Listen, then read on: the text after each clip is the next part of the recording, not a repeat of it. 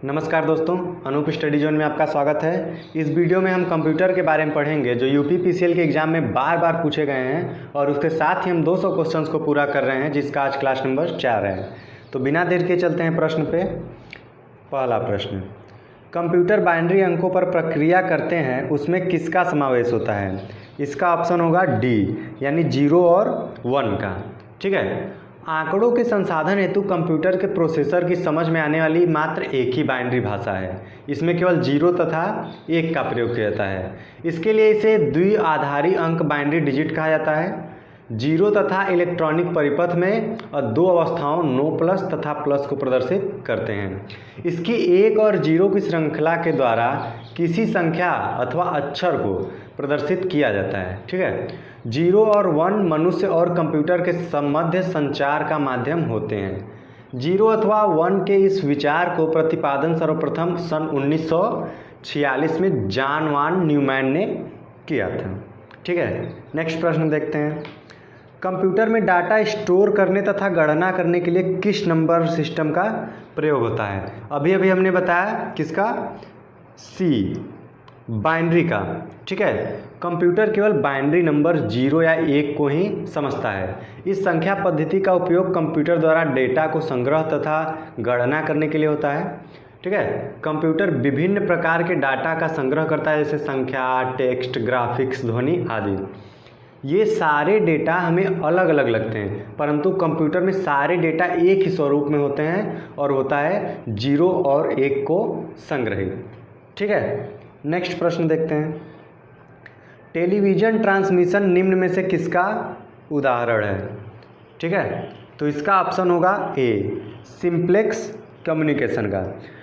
Television transmission simplex communication का उदाहरण है। सरल संचार एक संचार चैनल है जो केवल एक ही दिशा में जानकारी भेजता है, जैसे रेडियो एवं टेलीविज़न। जबकि हाफ डुप्लेक्स कम्युनिकेशन के संचार में अलग अलग समय में दोनों तरफ होता है, जैसे वॉकी टॉकी हो गया, आपका मोबाइल फ़ोन हो गया।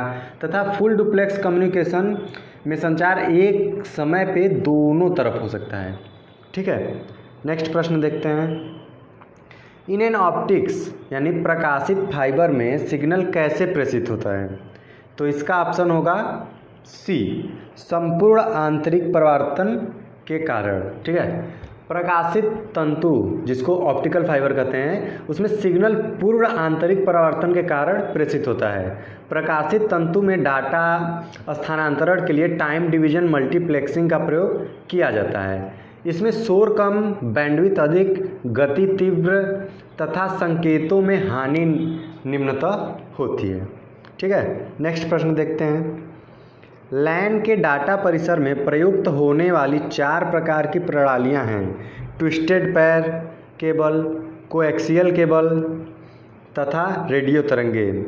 इसका ऑप्शन होगा डी, यानी कि फाइबर ऑप्टिक्स। लैन का फुल फॉर्म आपको पता होगा, लोकल एरिया नेटवर्क। ठीक है। लोकल एरिया नेटवर्क के डाटा प्रेषण में प्रयुक्त होने वाली 4 प्रणालियाँ twisted pair cable, coaxial cable, fibre optical cable तथा रेडियो तरंगे होती हैं। ठीक है। ऑप्टिक फाइबर केवल संचार माध्यम की नवीनतम तकनीकी है, जिसमें डाटा को लेजर उपकरणों द्वारा करोड़ों बिट्स प्रति सेकंड की गति से भेजा जाता है। ठीक है। अगला प्रश्न देखते हैं। 2 पक्षों के बीच संप्रेषण करने का एक ऐसा समझौता है जो यह बताता है कि संप्रेषण कैसे किया जाए। इसका ऑप्शन होगा डी, यानी कि प्रोटोकॉल। प्रोटोकॉल ऐसी प्रणाली है जिसके द्वारा संचार की संपूर्ण कार्य प्रणाली संचालित होती है। यह नियमों का समुच्चय है जो 2 डिवाइसों को सफलतापूर्वक जोड़ने एवं आंकड़ा संप्रेषित करने में सहायता करता है। इसका प्रयोग करके ही आंकड़ा कंप्यूटर नेटवर्क में बदलता है। प्रत्येक प्रोटोकॉल का अलग अलग तरीका होता है, लेकिन काम एक ही होता है। ठीक है। एक ऐसा कंप्यूटर उपकरण या राउटर है जो न्यस्त एवं अन्यस्त सिस्टम के बीच होता है। ठीक है। इसका ऑप्शन होगा सी, यानी कि फायरवॉल। दोस्तों, फायरवॉल कंप्यूटर सिस्टम या नेटवर्क का हिस्सा है जिसका निर्माण अनधिकृत उपयोग यानी कि अन्यस्त सिस्टम को रोकने या अधिकृत संप्रेषण को अनुमति देने के लिए किया जाता है। इस प्रकार तैयार किया गया जो अन्य सुरक्षा डोमेन के बीच कंप्यूटर यातायात को अनुज्ञा स्वीकार करता है, एनक्रिप्ट, डिक्रिप्ट या मैक्सी अंदर बाहर करता है, उसका आधार कई नियम और अन्य मानक है। फायरवॉल को हार्डवेयर या सॉफ्टवेयर या दोनों के संयोजन के कार्यान्वित किया जा सकता है। ठीक है, फायरवॉल तकनीकी कई प्रकार के होते हैं, जैसे पैकेट फिल्टर हो गया आपका, एप्लीकेशन गेटवे होता है एक, circle level gateway, proxy server etcetera. ठीक है, नेक्स्ट क्वेश्चन देखते हैं, निम्नलिखित में से कौन सा एक समूह का सदस्य नहीं है? इसका ऑप्शन होगा डी, यानी कि फायरवॉल। इसमें यूनिक्स, एमएस डॉस, विंडोज़ ये तीनों के तीनों क्या हैं? ये आपके सॉफ्टवेयर हैं। जबकि फायरवॉल कंप्यूटर का या सिस्टम का एक हिस्सा है, यह नेटवर्क का भी एक हिस्सा होता है। ठीक है, नेक्स्ट क्वेश्चन देखते हैं, जब एक से अधिक व्यक्ति एक से अधिक कंप्यूटर का एक ही समय व्यवहार करते हैं तो किसकी आवश्यकता होती है?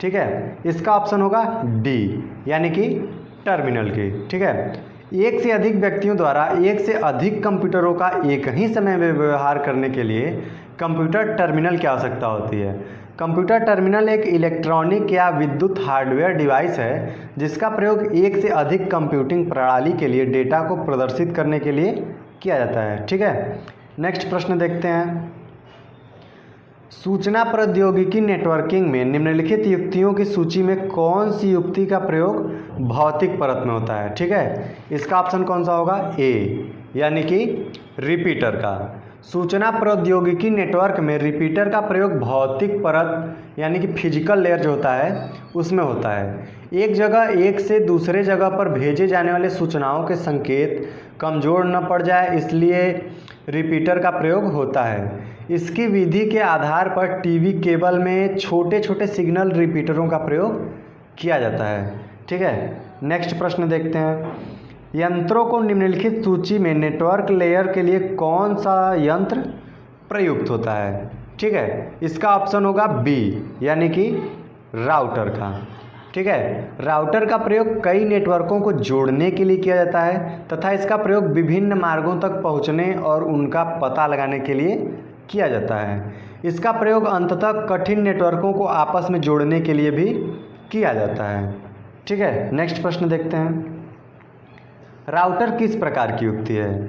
ठीक है, क्या हो सकता है? Input, output, networking, telnet. तो इसका सही ऑप्शन होगा नेटवर्किंग, यानी कि तंत्र जाल। ठीक है, राउटर का प्रयोग कई नेटवर्कों को जोड़ने के लिए किया जाता है। यह OSI संदर्भ में तीसरे स्तर पर उपकरण है। इसका प्रयोग विभिन्न रूप में पहुंचने और उनका पता लगाने के लिए किया जाता है। इसके अतिरिक्त यह द्वितीय स्तर के विभिन्न उपकरणों के बीच एक सेतु का काम भी करता है। ठीक है, नेक्स्ट क्वेश्चन देखते हैं, OSI का पूरा नाम क्या है? ठीक है, इसका ऑप्शन होगा ए, ओपन सिस्टम इंटर कनेक्शन। ठीक है, यह कम्युनिकेशन का एक मानक है जिसे 7 लेयर होते हैं। इसके अंदर 7 लेयर होते हैं। ठीक है, जिसके आधार पर कम्युनिकेशन को बनाता है। ये इन्हीं 7 लेयर के आधार पर कम्युनिकेशन को बनाता है। ठीक है, नेक्स्ट प्रश्न देखते हैं, इंटरनेट की शुरुआत किसके रूप में की गई थी? इसका ऑप्शन होगा बी, यानी कि अमेरिका ने सुरक्षा बलों के लिए नेटवर्क का शुरुआत किया था, इंटरनेट का। ठीक है, इंटरनेट का पूरा नाम क्या है? इंटरनेट का पूरा नाम इंटरनेशनल नेटवर्क है। यह आपस में एक दूसरे से जुड़े कंप्यूटर नेटवर्क का एक ग्लोबल संरचना है। यह TCP/IP यानी कि transmission control protocol, internet protocol का उपयोग करते हुए डेटा को पैकेट स्विचिंग के द्वारा आदान प्रदान करते हैं। विश्व के लगभग सारे नेटवर्क कंप्यूटर से जुड़े हैं।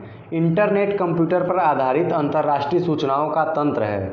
इसमें सूचना राजपथ भी कहते हैं। विश्व में सर्वप्रथम 1969, ठीक है, 1969 में अमेरिका रक्षा विभाग द्वारा कंप्यूटर की संरचना विकसित की गई, जबकि भारत में इसका प्रारंभ 15 अगस्त 1995 कितना 15 अगस्त 1995 को हुआ था। ठीक है, इसका प्रारंभ BSNL यानी कि विदेश संचार निगम लिमिटेड के द्वारा किया गया था। BSNL आपको पता ही होगा।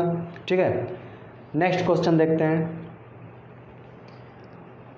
किसका आपस में जुड़े सरकारी, शैक्षणिक, कारपोरेट, सार्वजनिक और निजी कंप्यूटर का एक वैश्विक प्रणाली है?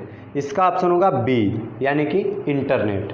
ठीक है, इंटरनेट आपस में जुड़े सरकारी, शैक्षणिक, कारपोरेट, सार्वजनिक और निजी कंप्यूटर नेटवर्क एक ही वैश्विक प्रणाली है। इसका पूरा नाम इंटरनेशनल नेटवर्क है, जो आपको पहले ही बता चुका है। इंटरनेट का आरंभ 1969 में अमेरिकी रक्षा विभाग ARPANET द्वारा किया था। किसके द्वारा किया गया था? ARPANET। ठीक है, आगे आपको देखने को मिलेगा ARPANET, सर्वप्रथम ARPANET के द्वारा किया गया था। भारत में इंटरनेट सेवा 15 अगस्त 1995 में विदेश संचार निगम लिमिटेड यानी BSNL द्वारा आरंभ किया गया था। नेक्स्ट क्वेश्चन देखते हैं, इंटरनेट का बीज बोने वाला पहला नेटवर्क कौन सा था? तो इसका ऑप्शन होगा ए, यानी कि ARPANET। आपस में जुड़े कंप्यूटरों को समूह को इंटरनेट कहा जाता है। ठीक है, ARPANET यानी कि advanced research project agency network एक ऐसा नेटवर्क था जो इंटरनेट का आधार बना। 1970 में TCP/IP प्रोटोकॉल की मदद से नेटवर्क की साइज को बढ़ा दिया था, यानी कि सबसे पहले ARPANET ने ही इंटरनेट को फैलाना विश्व में शुरू किया था। ऊंचीकृत शोध परियोजना अभिकरण निम्नलिखित के विकास के लिए उत्तरदायी है। इसका ऑप्शंस क्या क्या दिया है? Website, intranet, VPN, WM। इसमें कोई भी ऑप्शन सही नहीं है। ठीक है, इसका सही ऑप्शन होगा इंटरनेट। क्या होगा? इंटरनेट। ठीक है, इसमें ठीक है, उच्चीकृत शोध परियोजना अभिकरण यानी ARPANET इंटरनेट के विकास के लिए उत्तरदायी है। इंटरनेट का प्रारंभ 1969 में अमेरिकी रक्षा विभाग द्वारा किया गया था। 1989 में इंटरनेट के उपयोग पर प्रतिबंधित हटा लेने के बाद आम जनता के लिए यह सुलभ हुआ था। सबसे पहले दोस्तों यह केवल अमेरिकी एजेंसीज़ के यूज होते थे, या फिर जो भी एजेंसीज़ होती थी दूसरे कंट्री में केवल वो करते थे।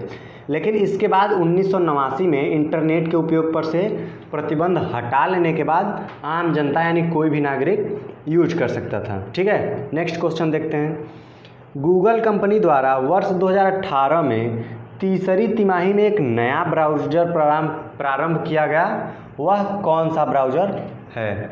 ठीक है, इसका ऑप्शन है ए, यानी कि गूगल क्रोम। ठीक है, क्रोम। गूगल कंपनी द्वारा वर्ष 2008 के सितंबर माह में एक नया ब्राउज़र क्रोम प्रारंभ किया गया। यह एक फ्रीवेयर ब्राउज़र है। ठीक है, जो विंडोज़, लिनक्स, मैक 0.5, एंड्रॉयड और iOS पर कार्य करता है, जबकि फायरफॉक्स 1 का प्रारंभ 2004 में हुआ था और iOS एक्सप्लोरर 2 की शुरुआत